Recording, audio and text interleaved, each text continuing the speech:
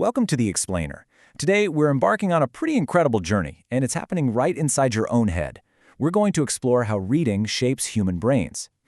Our main ways of communicating don't just change our culture, they actually physically alter human consciousness. We're going to dive into exactly how the act of reading literally wires our minds, and, well, what happens to us when we trade in our books for endless scrolling. So we've got to kick things off with a pretty profound question. Are we forgetting how to think deeply? For centuries, our entire world was built on the foundation of the written word. But as we rapidly shift from a reading society into a scrolling one, what's actually happening to our cognitive abilities? Are we losing something absolutely fundamental here? Section 1. The Dawn of Literacy, a recent invention. To really understand where we're going, we have to look back. And the craziest part is, reading is actually not a natural human instinct. There's no built-in cognitive machinery in our brains just waiting to string letters into words. Think about the massive scale of human history. For millennia, early humans only communicated by voice. It wasn't until around 4000 BCE that the first writing even popped up in Mesopotamia. Fast forward way ahead to 1440 CE, and Gutenberg's printing press finally makes literacy a mass phenomenon. But look at how incredibly fast things move after that. By the 1950s, TV replaces text as our main news source. Then boom, the 2000s hit, and we're officially in the smartphone and short-form video era. We spent the vast majority of our history as an oral species, had this brief little window of mass literacy, and now we're accelerating into a totally new digital age. Section 2. Rewiring us. Reading and the brain. Since reading isn't natural, early humans literally had to repurpose regions of their brains, parts that were originally meant for speech and object recognition just to process text. And doing that, it unlocked a totally new kind of rational, analytical thought. There's this amazing psychological study from the 1930s that captures this perfectly. Neuropsychologist Alexander Luria went to these remote villages to study peasants who were just learning how to read. He gave them a simple logic puzzle. In the far north, all bears are white. Novaya Zemlya is in the far north. What color are the bears there? Now, the peasants who had basic literacy used deduction and quickly answered white. But the illiterate peasants, they refused to even try. They basically said, look, I've never been to the north, go ask someone who has. Literacy didn't just teach them to decode words on a page, it actually gave them the cognitive software to think abstractly. Section 3. The Post-Literate Era, a collapse in reading. But that era of intense, logical deduction, it might be fading. Today, we're seeing a massive collapse in reading habits across almost every demographic. The data here is pretty stark. In 2004, about 28% of Americans read for pleasure on any given day. By 2023, that number had plummeted to just 16%. And this cuts across all age groups, all genders, and all education levels. To really put that into perspective for you, last year, a significantly higher percentage of Americans placed a sports bet than read a book. Wow. And this decline is super visible even inside our top educational systems. Take Anthony Burgess's classic 1962 novel, A Clockwork Orange. Recently, at one of America's most elite universities, a student struggled so much to get through this text that they literally used ChatGPT to translate it into easier language. Reading stamina has dropped so much that college students frequently view reading primary texts as this unnecessarily burdensome chore. It's gotten to the point where professors are actually having to hit pause on their curriculum just to teach students how to physically endure the act of reading.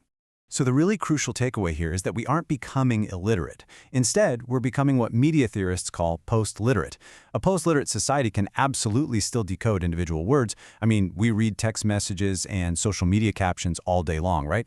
But because we are constantly bombarded with these tiny, disconnected fragments of text, we're actively losing the higher-order brain functions required for deep comprehension, inference, and synthesizing complex arguments. Section 4. Screens versus brain.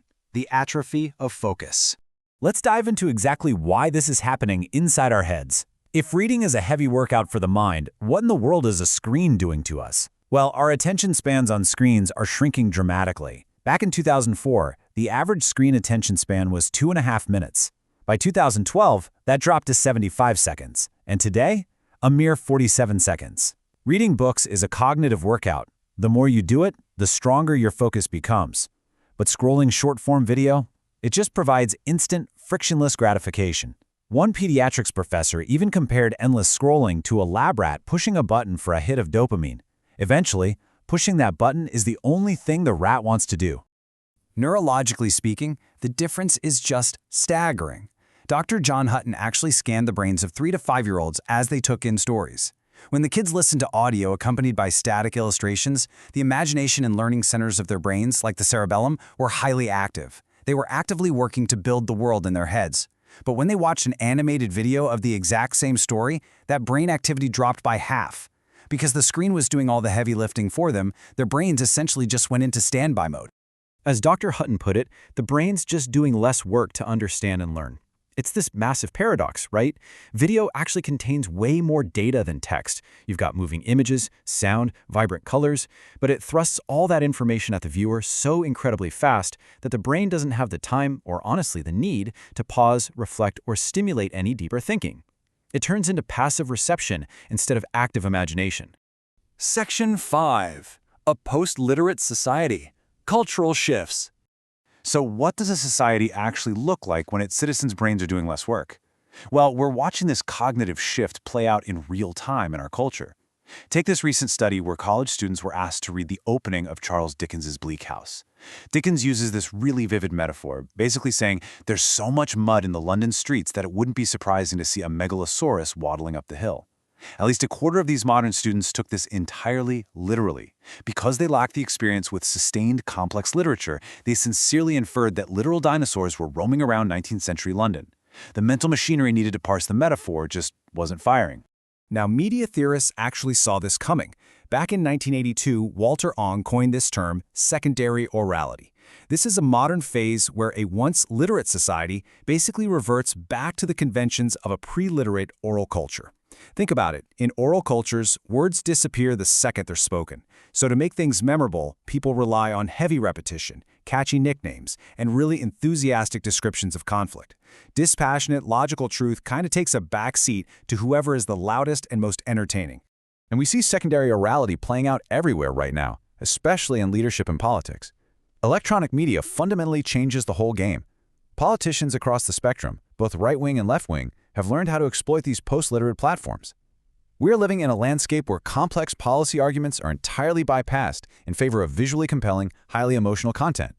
Catchy nicknames, memes, rapid-fire conflict, these perform exceptionally well on algorithms because they perfectly suit an oral, screen-based society, regardless of the underlying political ideology. Media theorist Joshua Merowitz hit the nail on the head way back in 1985 when he said, "More than in the past, authorities today must often look and sound good rather than write and reason well."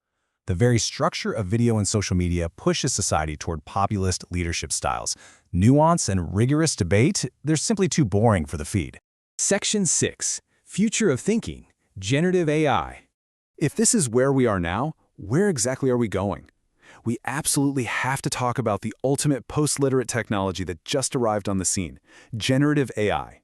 Make no mistake, AI is an incredible tool. It generates crisp, professional prose in seconds and can brilliantly reduce the need for tedious writing tasks. But here is the massive trade-off. It also eliminates the intellectual struggle of forming our own thoughts. Early studies are already showing that frequent AI use for cognitive tasks is associated with declining critical thinking abilities. We're effectively offloading the mental development that comes from the incredibly painful process of writing. It really all boils down to this. Writing is hard because the writer is learning. Writing isn't just taking fully formed ideas from your brain and putting them on a page. It's the actual process of figuring out what you think. The struggle of putting words in a linear, logical order forces us to expose our own sloppy logic, refine our arguments, and discover totally new insights. When you remove the struggle, you remove the learning. Which leaves us with a final, pretty provocative thought. If we let AI do the writing for us, do we eventually lose the ability to think for ourselves? If reading and writing were the cognitive workouts that built the modern analytical human mind, what happens to human consciousness when we just stop exercising it? It's definitely something we all need to seriously consider the next time we choose to scroll instead of read. Thanks so much for joining me for this explainer, and I really hope it gave you something deep to chew on today.